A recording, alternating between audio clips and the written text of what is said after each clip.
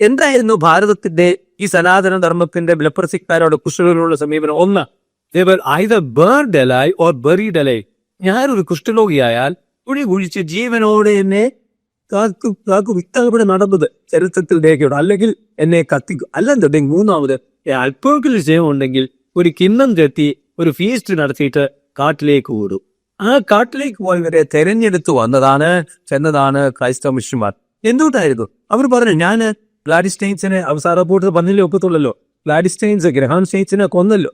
ഈ കുഷ്ഠരോഗികളെ അവർ പോയി തോളിലേറ്റി കൊണ്ടുവന്നു, ശുശ്രൂഷ ചെയ്തു, എന്നിട്ട് അവർക്ക് ജോലി കൊടുത്തു, അവരെ സ്കില്ല് പഠിപ്പിച്ചു. പാരിപ്പാടായി പോയാൽ അറിയാം എത്രയോ കുഷ്ഠരോഗാശുപത്രികൾ. സാറേ, 1810 ആദ്യത്തെ കുഷ്ഠരോഗാശുപത്രി വില്യം ബേദിയ തുടങ്ങുന്നത്. സാറ് 100 നാട്ടുകാരി സാറ് പറഞ്ഞ കേൾക്കുന്നുണ്ട്.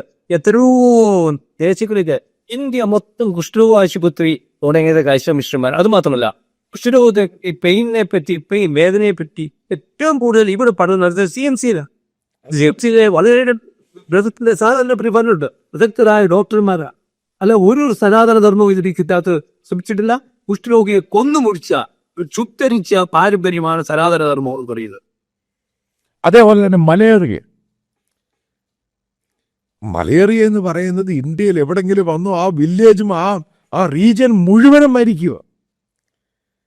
ഇതൊക്കെ ബേസിക്കലി ഇന്ന് കാണാൻ പറ്റത്തില്ല. പക്ഷേ യഥാർത്ഥ എന്തോ സംഭവം സാറേ, അനുഭവത്തിലെ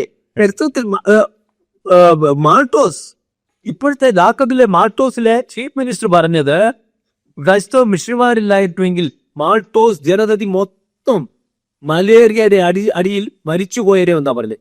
ക്രൈസ്തവ മിഷന്മാർ അവിടെ ചെന്ന് മലേറിയ ട്രീറ്റ്മെന്റ് ചെയ്തു, അവർക്ക് വിദ്യാഭ്യാസം നൽകി, അവരുടെ ഭാഷയ്ക്ക് എല്ലാം ലിപി നൽകി, അവരെ സമുദ്ധരിച്ചു. മാൾട്ടോസ് എന്ന് പറയുന്ന ഗോത്രവർഗം ഇന്ന് അവരുടെ അസ്തിത്വവും അതിജീവനത്തിനും കാരണം ഒക്കെ മന്ത്രിമാർ പോലും പറയുന്നത് ക്രൈസ്തവ മിഷന്മാരുടെ സേവനമാണ്.